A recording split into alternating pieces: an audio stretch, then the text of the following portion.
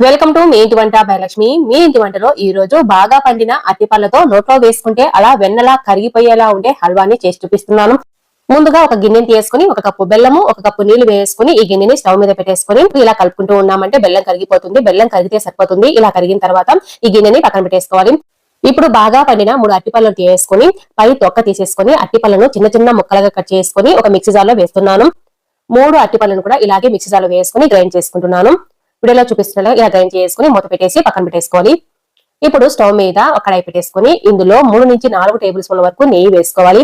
నెయ్యి వేడిన తర్వాత సన్నగా తరిగి పెట్టుకున్న బాదం పప్పు, జీడిపప్పు ముక్కలను వేసుకుని దోరగా వేయించేసుకుని ఒక పళ్ళెంలోకి తీసేసుకుంటున్నాను. స్టవ్ ని లో ఫ్లేమ్ లో పెట్టేసుకుని ఇదే కడాయిలోని 1/2 కప్పు గోధుమ పిండి వేసుకుని ఒకసారి బాగా కలిపేసుకోవాలి. అలాగే వదిలేసామంటే మాడిపోయినట్టు వస్తుంది.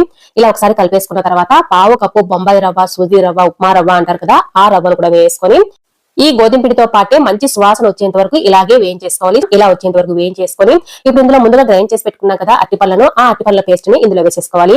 వేసుకున్న అరటిపళ్ళ పేస్ట్ మొత్తాన్ని కూడా గోధుమ పిండి రవ్వ మిశ్రమం అనేది బాగా పీల్చేసుకుంటుంది. పీల్చేసుకుని గట్టి పడుతుంది. ఇందులో ఒక చిటికెడంతా ఫుడ్ కలర్ వేసుకోవచ్చు. మీకు ఇష్టమైతేనే ఈ ఫుడ్ కలర్ వేసుకోండి, లేకుంటే లేదు. నేనైతే ఇక్కడ ఎల్లో కలర్ ని వేసుకున్నాను. మొత్తం బాగా కలిసినట్టు కలిపేసుకోవాలి.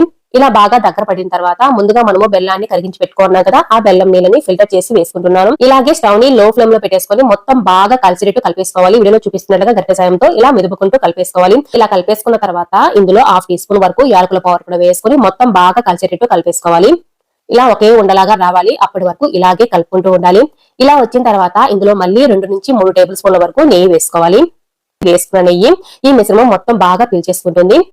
ఇలాగే స్టవ్ ని లో టు మీడియం ఫ్లేమ్ కి అడ్జస్ట్ చేసుకుంటూ కలుపుకుంటూ ఉండాలి. ఎప్పుడైతే మనకు వేసుకున్న నెయ్యి అనేది కొద్దిగా వదిలినట్టు సపరేట్ అయినట్టు తెలుస్తుందో అప్పుడు ముందుగా వేయించి పెట్టుకున్నాం జీడిపప్పు ఇంకా బాదం పప్పును కూడా వేసుకొని మొత్తం బాగా కలిసేటట్టు కలిపేసుకోవాలి. ఇలా వేసుకున్న నెయ్యి పక్కకు వచ్చేసినట్టు తెలిసినట్లయితే మనకు హల్వా అనేది రెడీ అయిపోయినట్టే.